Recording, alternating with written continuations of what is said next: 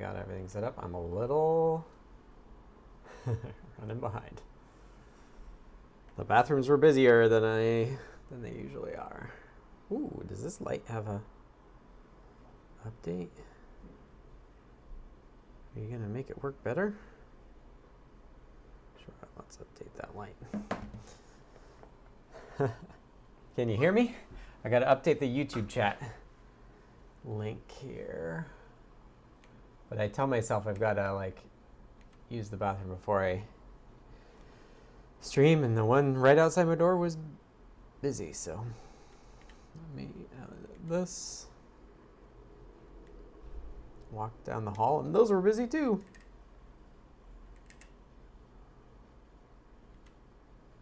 There we go. Now we have the YouTube chat. Hello DCD, hello Deshipu, hello Beata, hello Tyeth, hello Omri. Thanks for making it. Mid to lowish level. Oh, let me move it a little bit closer. I can be a loud person, so I think that's part of the problem. I don't have like a compressor setting or anything, so that could be it too.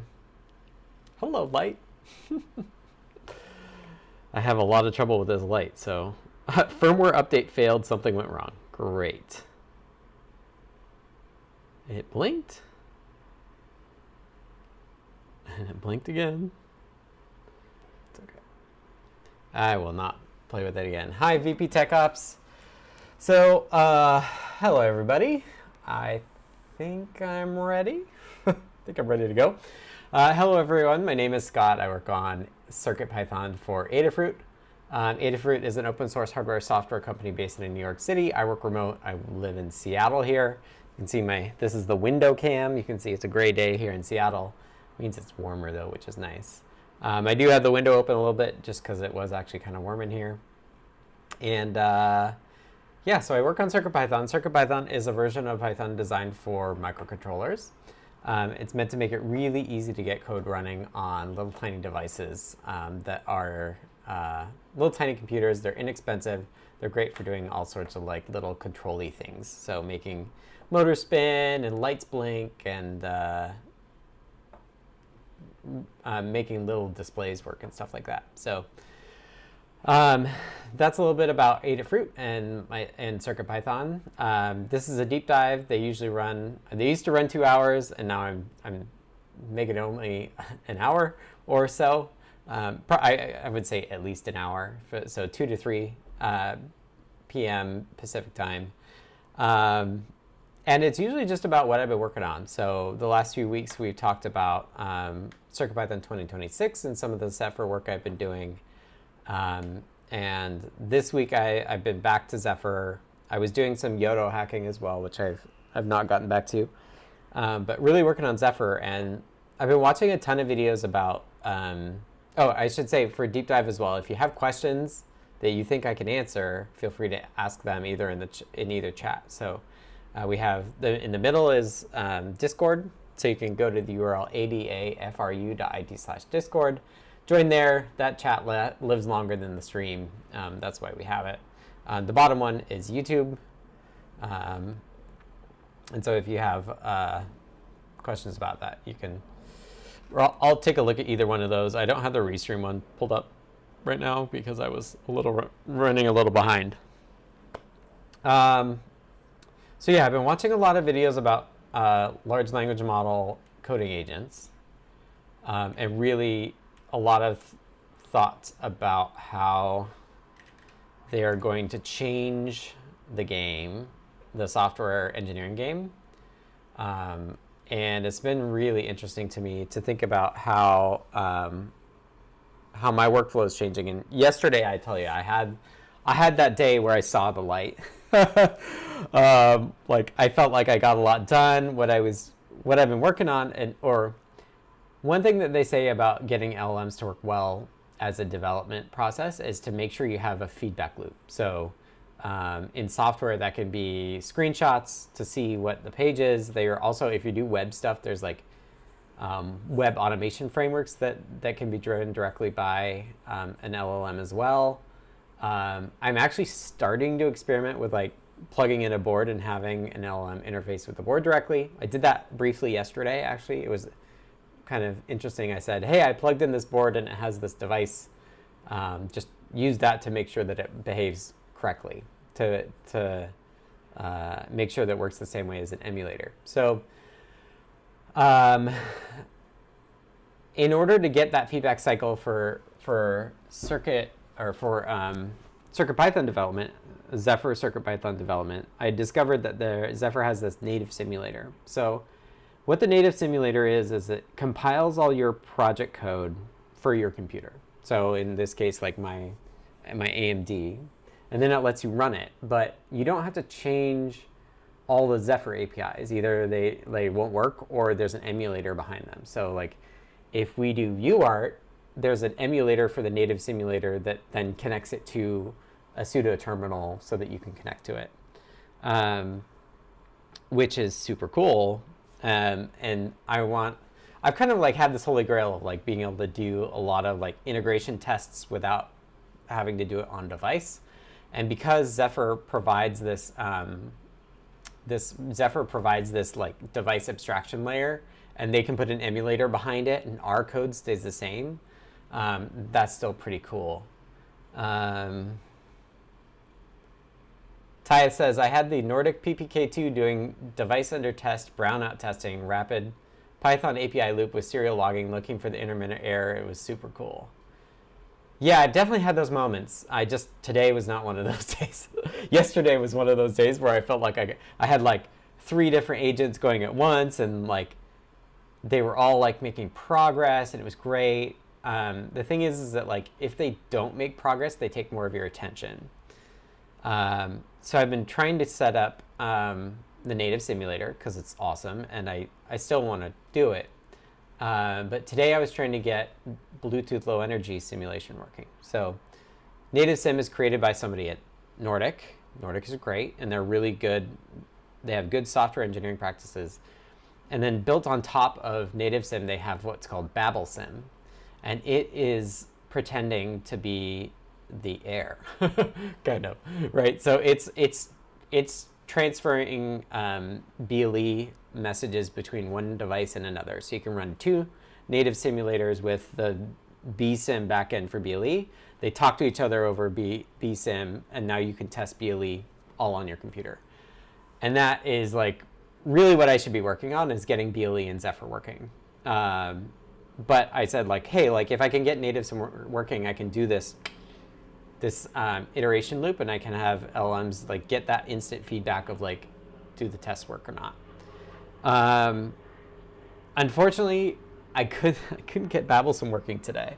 So, and by me, I mean both me and the coding agent that was looking at it. We were having problems with linking. The linking wasn't working. And I did realize just when I was coming back from the bathroom, I was like, oh wait, I think it did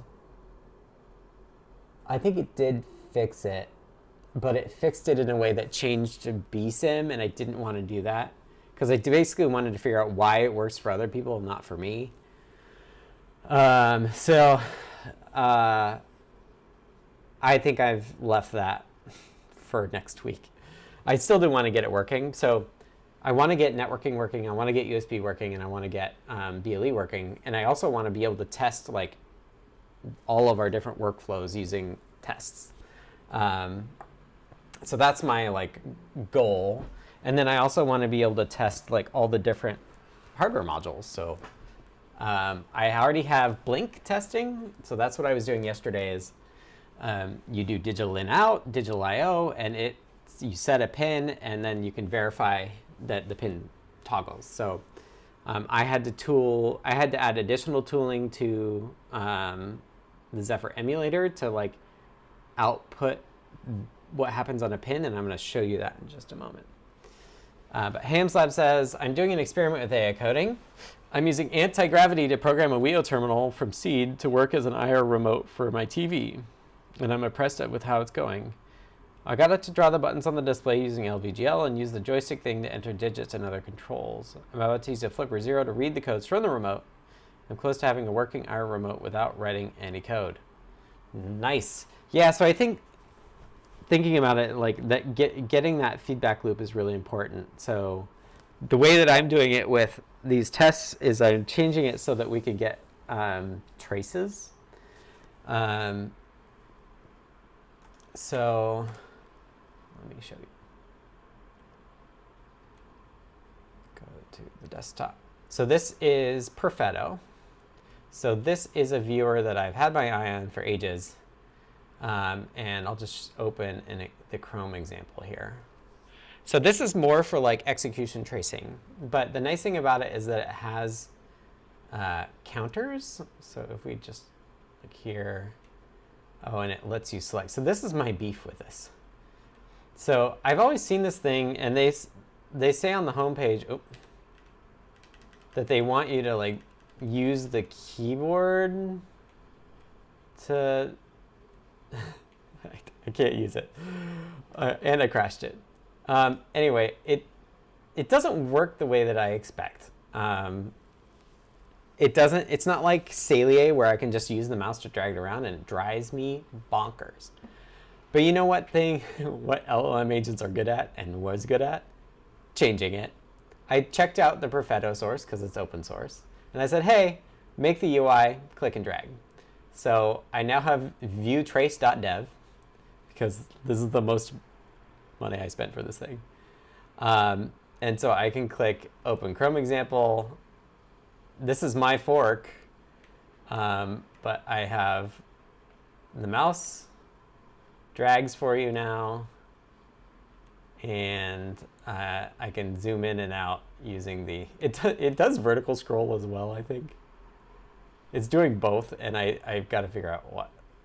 That's not right. And I thought I had it dragging vertically, but you know what? I may not have pushed to the latest version, or it didn't release. I thought I had vertical dragging working now too. But I think that's a really interesting example of using LLMs to just say like, here's this thing. It works almost the way I want, but I want to change it this one way. So I was working on that, and then I'm going to switch back to my Zephyr native sim. And I'm gonna see, I was trying to get the vsim working. I'm gonna clean it, and I'm gonna build it again.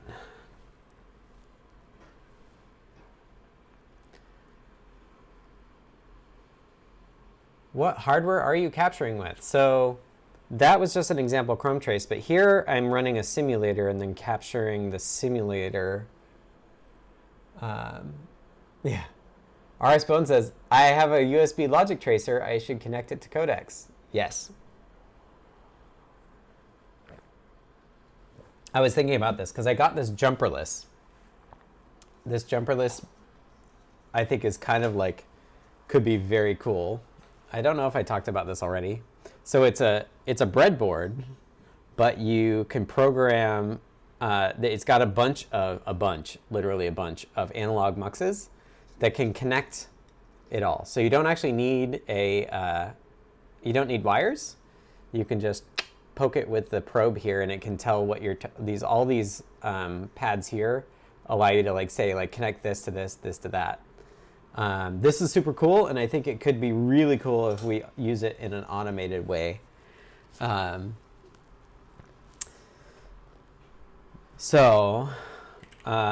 for now, I'd like to actually not. I think that would be really cool to verify that real hardware works like you're emulating it. Yeah, they're way cool. They are expensive. I don't know what Claude this is. Oh, this is me trying to get Claude to fix it. Let me just exit. I'm going to give up on the BLE stuff for now. So I'm going to run the simulator, and it says, hey, I'm on PTS1, so now I can do TO. PTS1, and now I can get CircuitPython.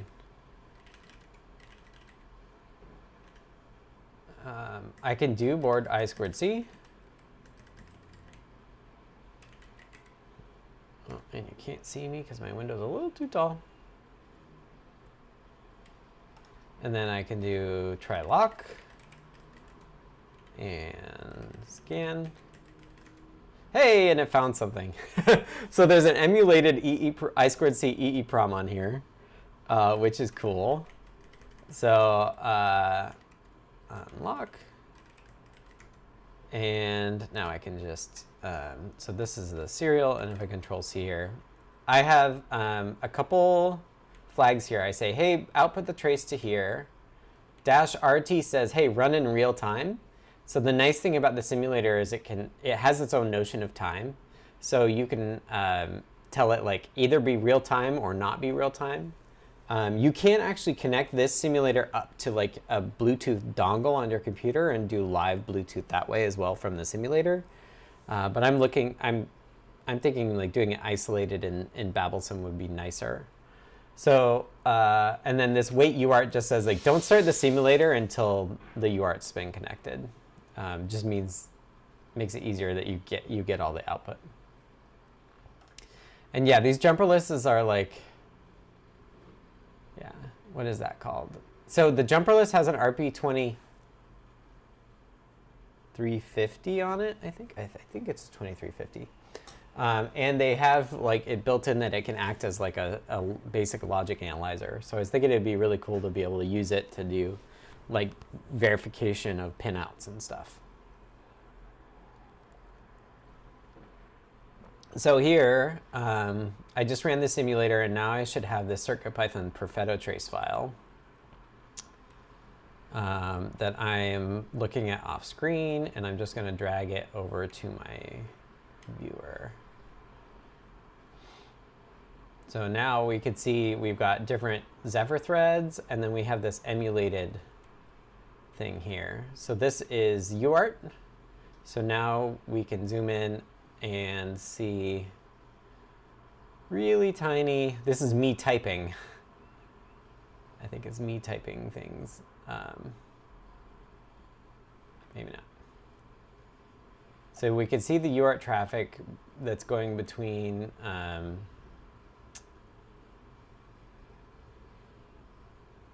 TO and CircuitPython. So this is the build ID. It's kind of hard to see. So you can see the timing of the build ID here. And I actually had to make the simulator like actually simulate time. Otherwise these were instantaneous. And then under trace, we can trace GPIO, but we're actually not doing anything for GPIO. And here I'm doing scrolling. Yeah, let's see. Sorry, let me, if I,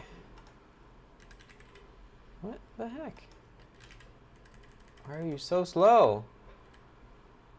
What is slowing me down? My typing is.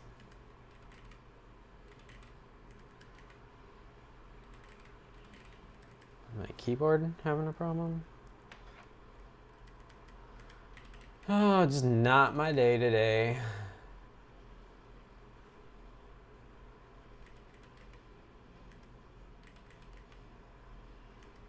feel like my keyboard's been a little bit less reliable.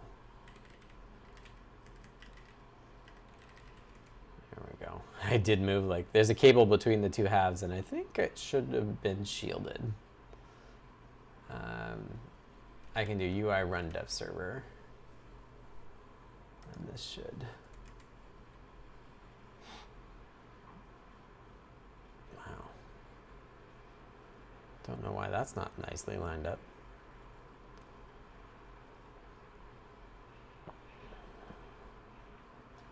I think I fixed that dragging to move vertically, so that's why I'm going to do this. So it's doing a build. Here's me trying to get USB working. Turns out the USB emulation requires networking emulation, so I've actually got to do that first.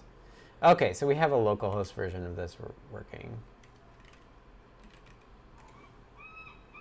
The slowness could actually be the other one. So I'm going to drag this over again. And it works pretty much the same. Huh. Interesting.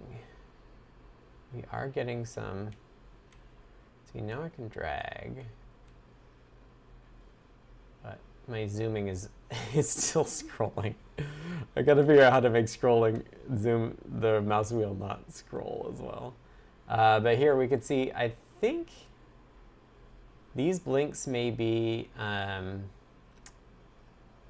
safe mode blinks. So these are five safe mode blinks, and then we don't have a code.py.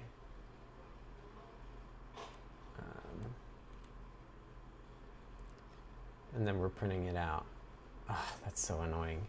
Actually, hey, so this is one thing, how you can,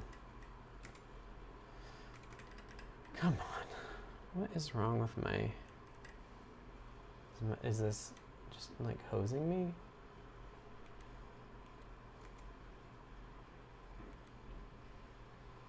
Is my keyboard just, that one's okay. This one,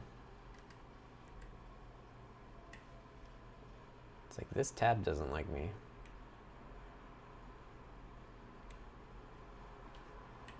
Control C. What the heck? Yeah.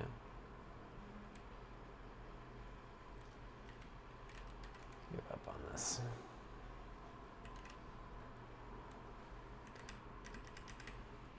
I could Control C this, but I can't. Yeah.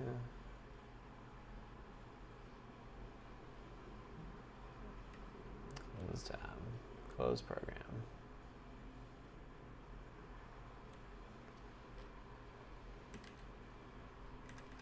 What the heck is going on? I'm gonna unplug and replug my keyboard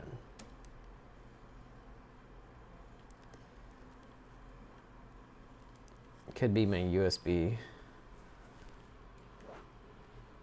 USB's unhappy. Okay.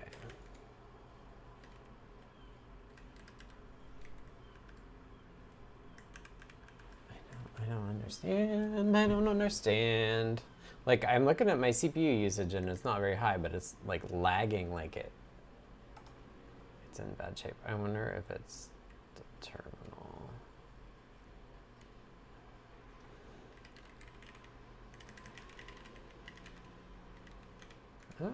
Okay, that seems like that was it. So what I was thinking is, actually maybe I'll just see if Claude can, when I do mouse wheel, the UI both zooms in, zooms and scrolls. Make it only scroll. Make it only zoom. So it's really interesting to like, there's this tool, it's on the side, it's not super important, but if I could get it working, it'd be great. So I could just kind of like let Claude run off and do this, and now I can go back to what I was doing. I have like 2 CircuitPython checkouts now. And I should be able to just do make test here. Oh, I need to source.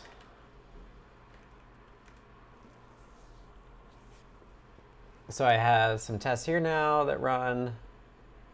And I have a blink test, and it's actually like reading that trace file and making sure that it blinked, which is super cool. So if I pull up my browser, or my code editor, switch to regular CircuitPython. Yes, that was Claude Code. I've been trying codex as well. So here is wheel navigation interaction currently pans horizontally when horizontal scroll is dominant. zooms when vertical scroll is dominant. You want to remove the horizontal panning and only zoom. Let me make that change. So it's saying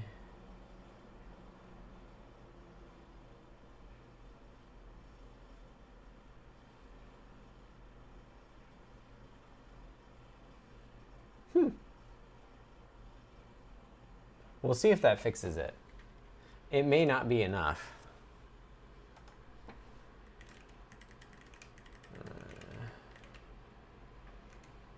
It thinks it's done. It may not actually be true. Yeah, that terminal was in a bad state, wasn't it? You know, I updated some stuff this morning, but I think it did refresh it. Yeah, so this is Claude Code up here.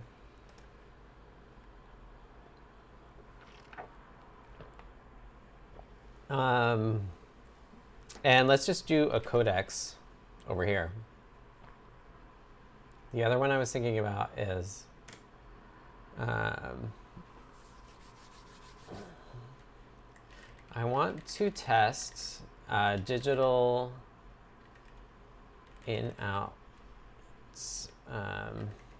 input ability by reading my, I want to test that input ability by providing a perfetto trace. The emulator loads and returns the value from the trace for the given time simulated.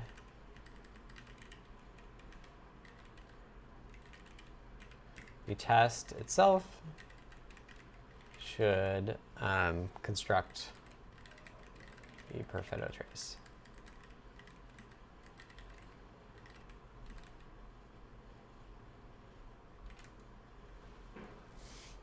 So this is codex. So OpenAI's codex is, so Claude Code came first. It came up with this idea of like putting an agent on your computer that can run commands. Codex is OpenAPI's version of it. And the reason I was trying it is because I watched this video by the guy that created what is now called OpenClaw, but in the last week was also called MoldBot and ClaudeBot. CLAWD bot. There's a talk with him, and he says like he uses both, but like Codex he likes more because it does more research before it actually starts working on things. So that's what it's doing right here, and we'll see if I gave it enough information to actually do what I want. But I was thinking about this, like being able to put have a perfetto trace go in could be really, really nice. There's a lot of things we could test with it, including rotary I/O, frequency I/O, count I/O, pulse in are all things. Pulse out we could test with what we have now, which maybe we should do that as well. But yeah, so there's a lot of opportunity to do this sort of like make the emulator better, and then like have integration tests for CircuitPython that use it. So we'll see how this does. This should be, yes, remove it.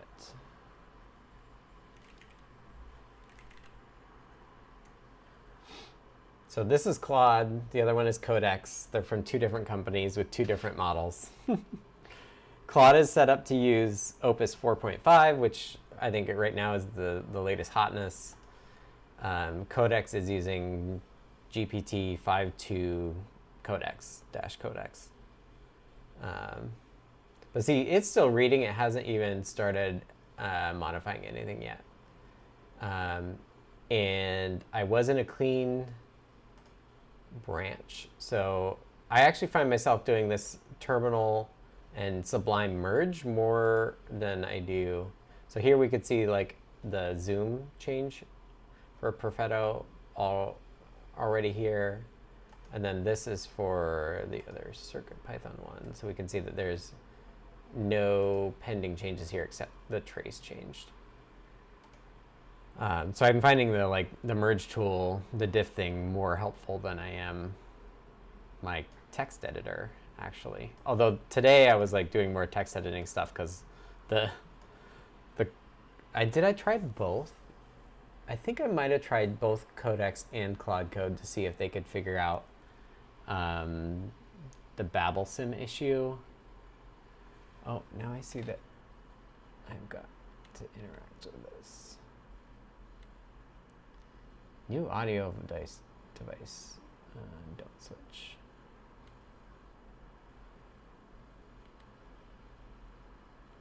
Lovely. Any questions while we wait for the agents to get back to us?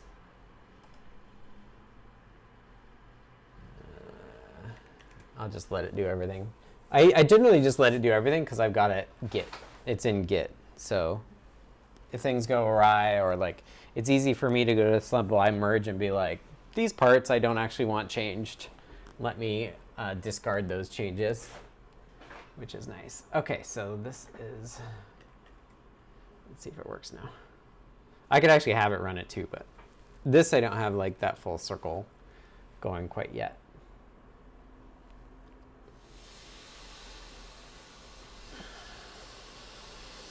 This is definitely more of a challenge, like this native sim GPIO trace playback. How much do you have to pay for Claude and Codex? So my Claude is connected to the Adafruit account, so I don't pay for that directly. Lady Ada has been pretty interested in encouraging to have us use agents in our work, and so we're just on kind of their account. And then for Codex, I came to work thinking I was going to do the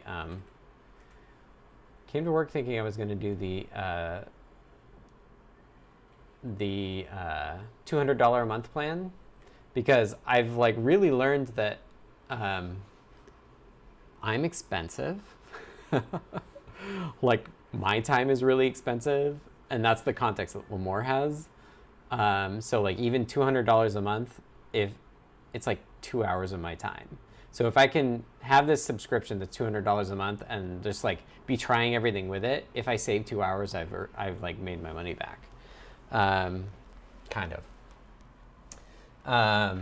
So I actually started with the $20 plan for Codex. So I just did the $20 plan, kind of assuming that I would hit the limit and it would upsell me. And I think I will end up hitting the weekly limit. Let's just test this. Let's drag the trace. I'll show you the status in just a moment. But if we do pop out all over GPIO, and now it's still doing it. I think we have to like intercept I don't think it's doing it enough. It's zooming and scrolling still. And it is jittery like that, and I'm not sure why. This is why it's still like software engineering is still a thing. I don't know why it still does drag. It's just like some feedback loop that's not going well. It still scrolls. Do we need to cancel a browser event to prevent it from scrolling for us?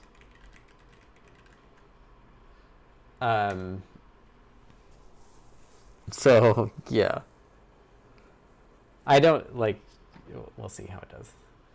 So Codex, now it's writing stuff. So what Pete, the guy that did OpenClaw, was saying is that codex spends some time like downloading a bunch of files and then finally starts writing, and when it writes, it's like can tend to be quite good. So it added a new file for logging, trace context. So one thing I'm noticing here is that it's reading protocol buffers, but it's generating the read code. It's not using the nanopb bindings, which I do want it to do.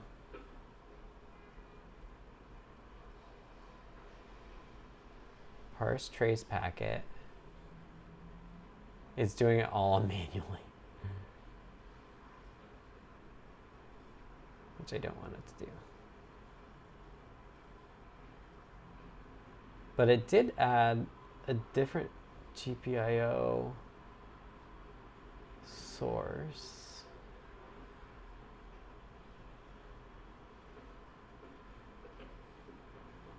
And it's doing the encoding. It might get there.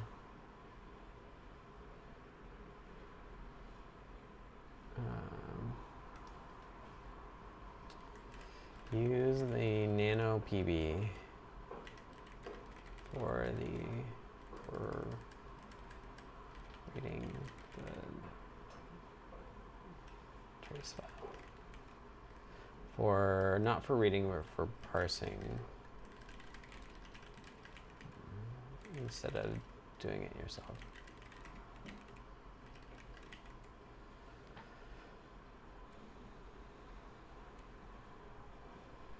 Prevent default.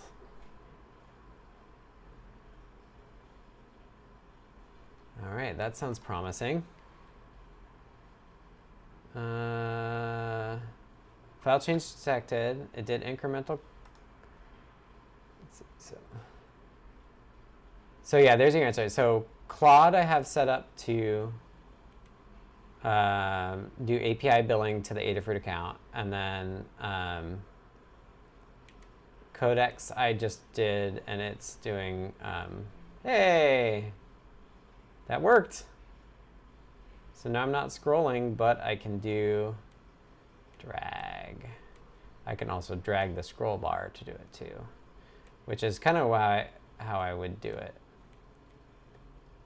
So that's great. And let's push it. So it now recommends what to do next. So, okay, I'll commit it. And then I'll push it. Thank you, DCD, for linking to the repo. I spent the $12 to have that domain. I was like, the other thing I was having it do yesterday is let me commit it. I'll push it too. Okay. So you can see costs. So this whole thing cost me 71 cents. But imagine, like, I don't know that code base. I don't know JavaScript that well. So it found the place to edit and did the edit for me, and it cost 71 cents, which is like more than it costs for a minute of my time, or a minute of my time costs more than that. So yeah, pretty worth it. So let's push it. The other thing that I added, oh yeah.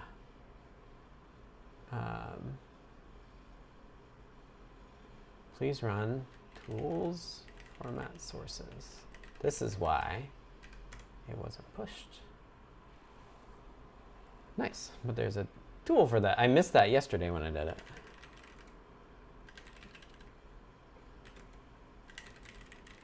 Format. I can do that myself. Now, can I push it? That's why viewtrace.dev is not updated.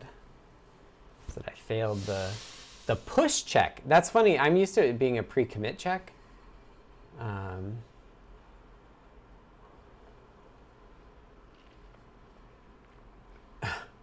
So annoying. Like, just run it. Just run it.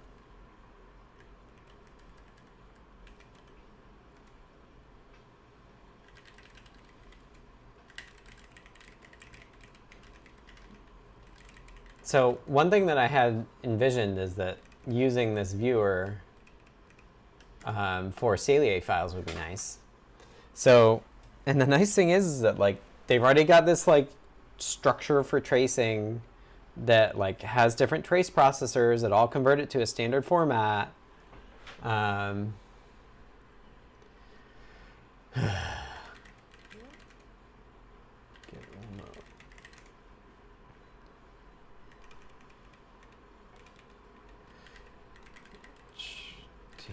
Oh, you know what? I have the CNAME file. That's what it is. Okay.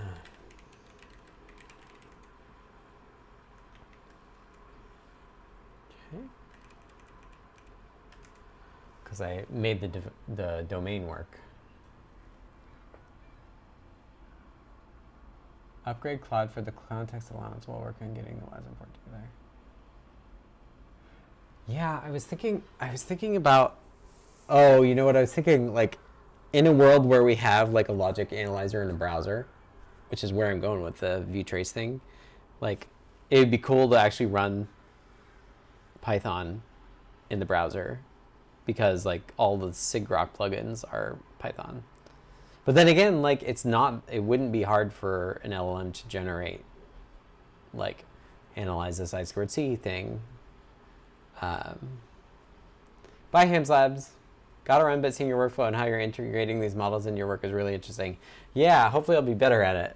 It's like hitting that wall today was just like, I have job security. It's not gonna replace me. Of course, I couldn't figure out what it couldn't figure out either. But yeah, so, okay.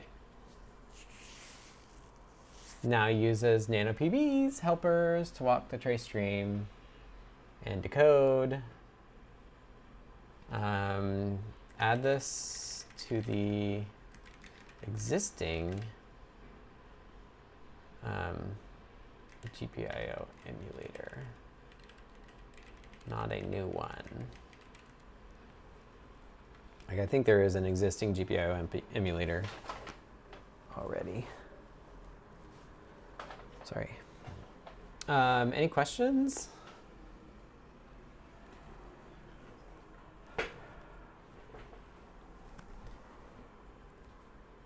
Make it work for any pin.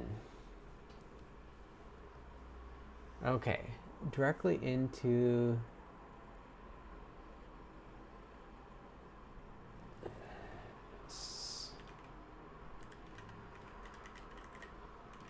getting questions asked of me.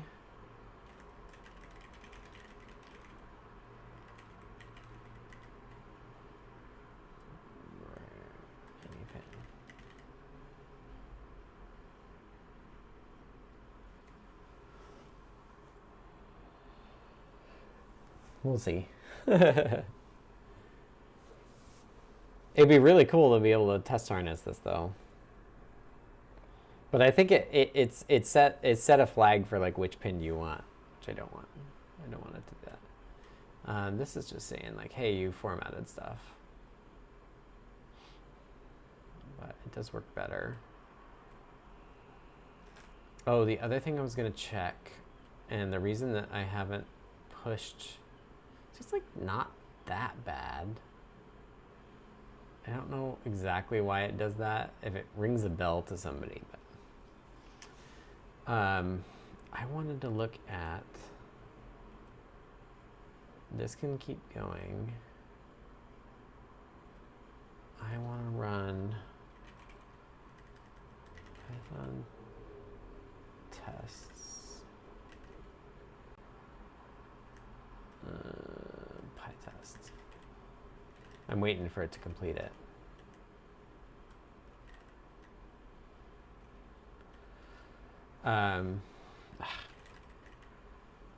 I have had to tell the LLM over and over and over how to find my VM, which is something I should definitely add. Yeah, Pyodide already runs a fairly full fat Python to the browser. Yeah, I wasn't necessarily going to use like CircuitPython or MicroPython. Just use. I know that there's people working in that space. I would just tell the LLM to use the existing thing. But then again, I'm not sure I actually need that, because I could easily just write a bunch of JavaScript. I don't know exactly what to call it, because it's not like I'm typing it out anymore.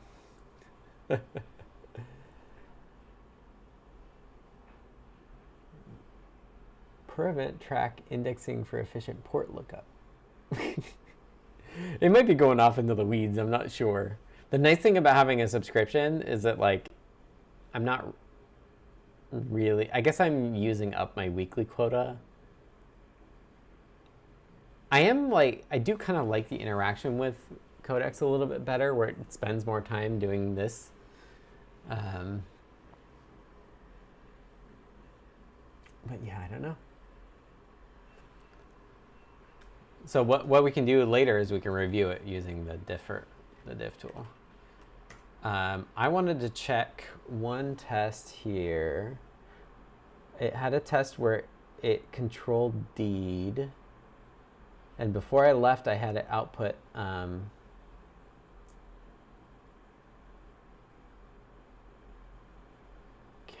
descriptor. So that's the test that the other thing is working on. So I'm just going to ignore it. But it's cool. I could do like it does I2C testing. So this is it testing that, like, oh, there's no devices found, and it works.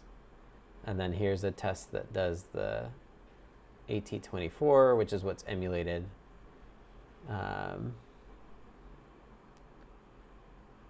I wanted to look at the test. And the time here is simulated time.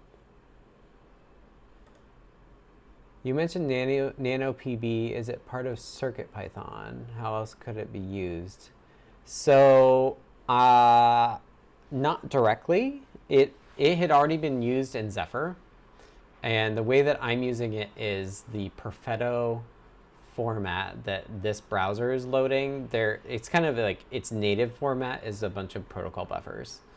And that's where I've decided to, like, meet the trace tooling, like to have my, like, canonical trace format be the protocol buffers, the trace protocol buffers that this browser uses. So so that when I'm doing the tooling within the Zephyr emulator, it's all like just protocol buffers and the ones for perfetto.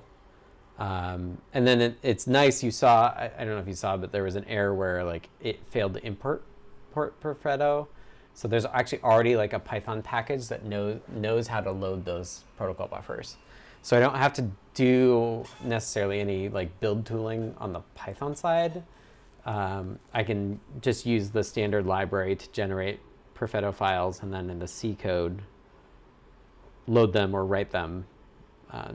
Probably both, right? Like, if there's any sort of input signal that I want to change over time, then it's a trace that goes in, and then I want to trace out to be able to debug and verify that it worked the way it worked. So, like, if I want to know that, like, the pin went high and low, I'm gonna just, like, take the trace out. I'll use the trace to verify that it did. And I'm also using, so I have the UART output. So what this is doing is it's using the UART output and the fact that it's in the trace to know the time that it was sent, so that I can see, like, how long each thing took. And I was curious about the one that test control D software load. So the standard out is the print K logging for Zephyr. And then this UART trace UART. So standard out is captured directly. PTY output is captured.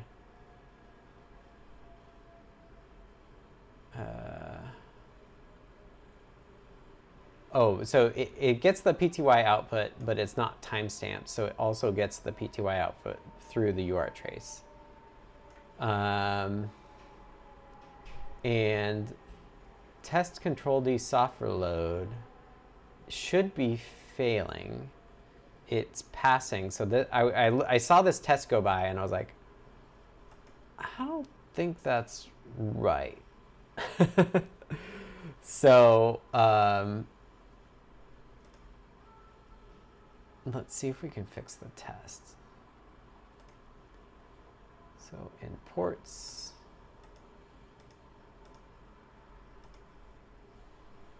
boards, we're just about out of time. So if folks have questions, now's the time to do it. Basically what we want is we want test control D software load,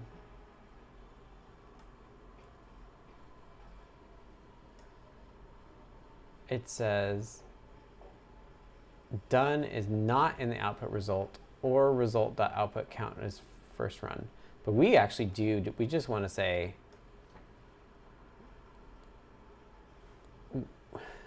this is not quite right. We want first run more than once, and we want, will it show done if you, yeah, we want done. We want timeout, but the reload code, we only want to sleep 1 minute, 1 second. So let's run the test again.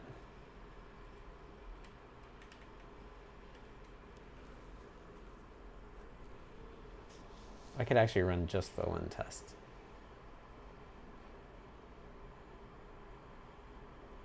I think I saw it go by.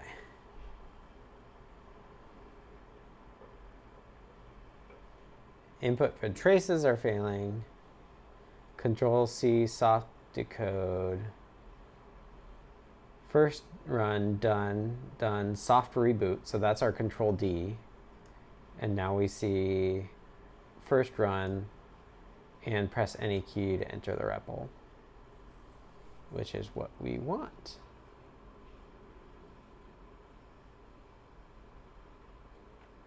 So if we run it without the log level, it actually runs faster, I think, too.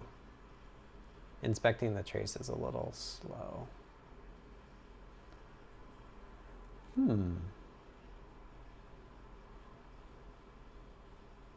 Perfetto trace PB2 has no attribute counter descriptor.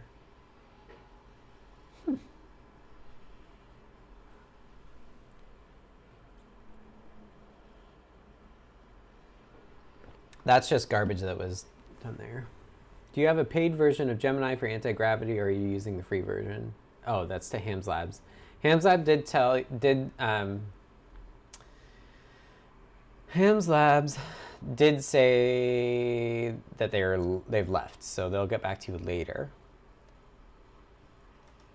Is there a CircuitPython Zephyr test philosophy document architecture overview?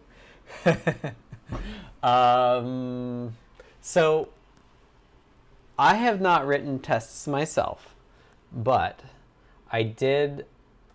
One thing I picked up from the video that I watched with this Pete guy, I can find it for you, is that, actually I know how to find it for you. I dumped it in the Slack. So it is this video that I will put in the Discord. One thing that he said he does is every time you go through this process of like, here's what I want to do, you'd say, and by the way, write to the docs folder about this. Like, so write somewhere, document this somewhere for me. And the nice thing about LLMs is they are language, so they're like, the docs aren't complete garbage, but also that leaves something for it to know later, or to read later. So I have this docs thing, and it's got like, this is about the I2C emulation thing. and how it's like I had to add the ability to like enable or disable.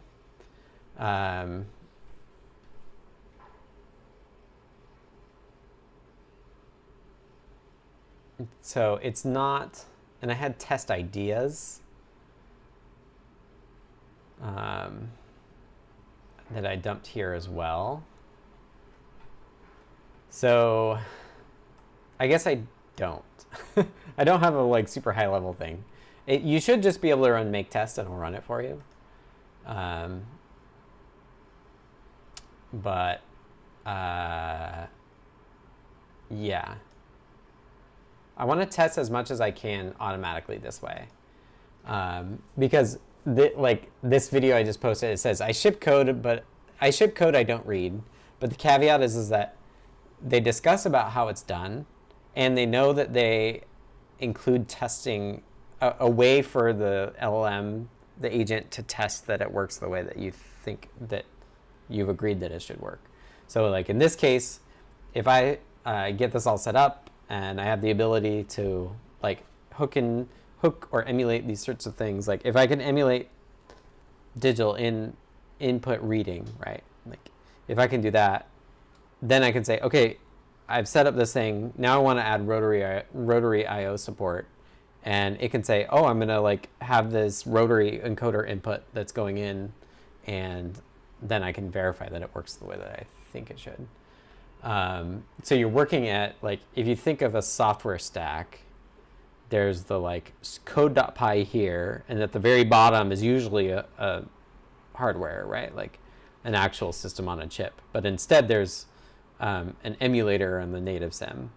And so you're working at kind of both of these ends, and you're working at both of these ends so that you can test what's in between, in the hope that like when you swap this part, the emulated part, out for the real thing, that it will work the same at that API boundary, and therefore you know that like all the CircuitPython code's still working. I suspect we'll find a lot of things in the emulated layer that we need to change. For example, when I was doing the I2C scan test, the emulator for the AT24 did not acknowledge correctly an empty write, which is what we use to detect, to like probe the I2C bus, which meant I2C scan didn't work, which didn't take too long to figure out or to fix. But like that's a good example. Another example is like the UART. When you write to the UART, it works immediately. And like there's no, because time is simulated in the native sim, you actually have to tell it when time occurs. It's not just like implicit in code executing, because it's executing as fast as like my desktop CPU, not as fast as the microcontroller. And so you have to kind of like you have to say like how long things take. So for the UART, like I said, hey, when you like agent, when you're adding this notion of how long does UART take to transmit, for example, it is like, I'm realizing I haven't been looking at the YouTube chat.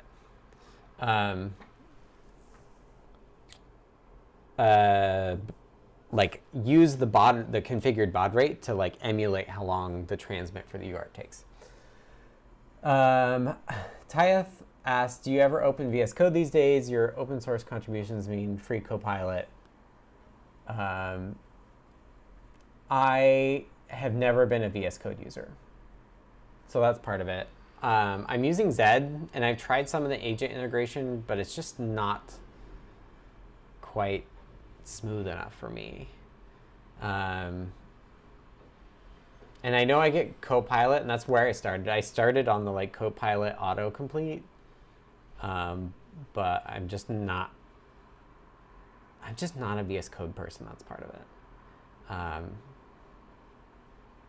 And like I was using Claude Code because it was like the OG thing, and now I'm just trying Codex just to see how well it works. Okay, so yes, now that we've figured that test out, I actually want to fix or commit that so I can include it.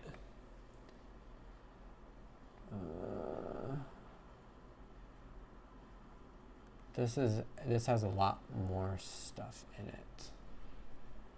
This is the fix that I had. I want to stage this, and I want to stage. This is why I like Sublime Merge for this. So I want to say like, oh, these are the things I want, and I'm actually gonna commit amend, and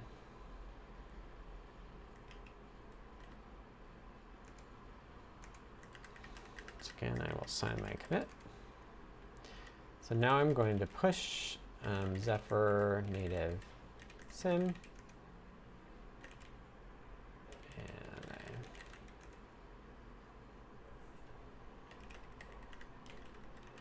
I did a... Jono says, I found a few things like that in adapting for WebAssembly, though it was more with regard to timing with the browser loop. Yep. Sounds similar. So I think this is ready. So I'm going to open a PR because I'm curious to see. It'll be a draft PR. I'm still waiting for a review on native sim stuff. Dan and I have been like working on big things, so we're a little behind on reviews.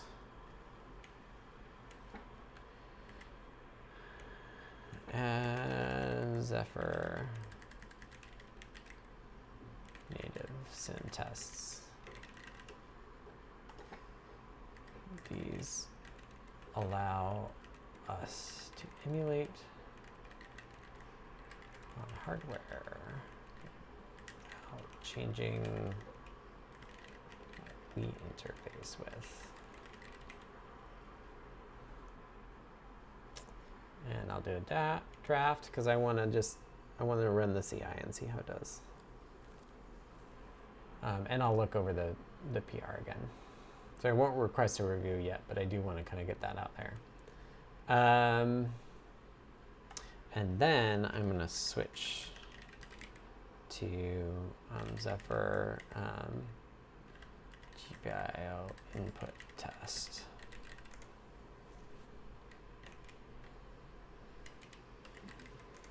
So I'll try to get myself off that branch that's going to go for review, because that like setting up the original, it's kind of like I got to set up all the like harnesses, the like emulation stuff, so that I can then just use those things.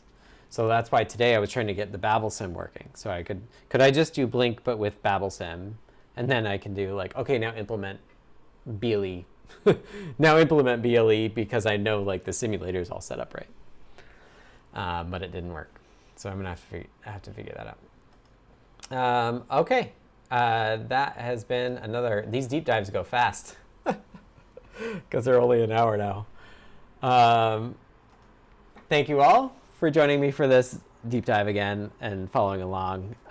If you want to catch me on Discord, you can go to the URL adafru.it/discord. Ask me more questions there.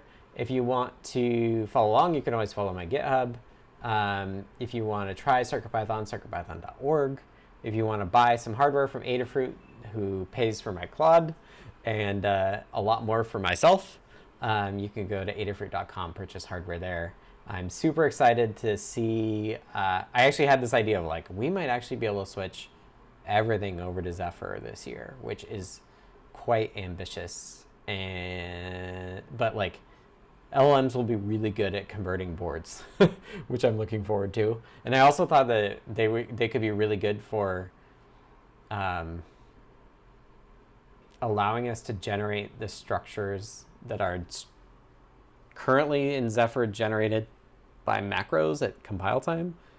We could write code that does it dynamically pretty easily and keep that maintained pretty easily using LLMs. So I'm kind of curious about that too. And that's the case, and thinking about this idea, the way that you would test it is that you would say, compile this thing, and then call this dynamic code and see if it creates a struct of the same layout. So you could like have a test harness to make sure that like your dynamic generation code is matching your static stuff. Anyway, what a world.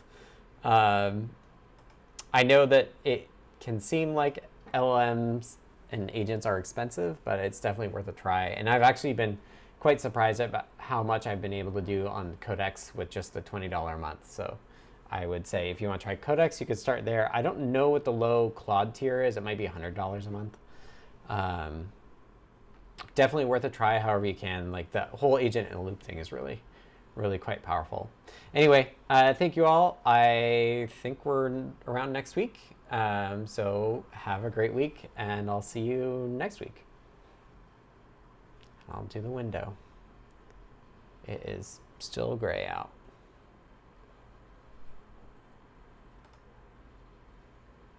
It used to be kitty cam when I had cats near me. Now it's window cam.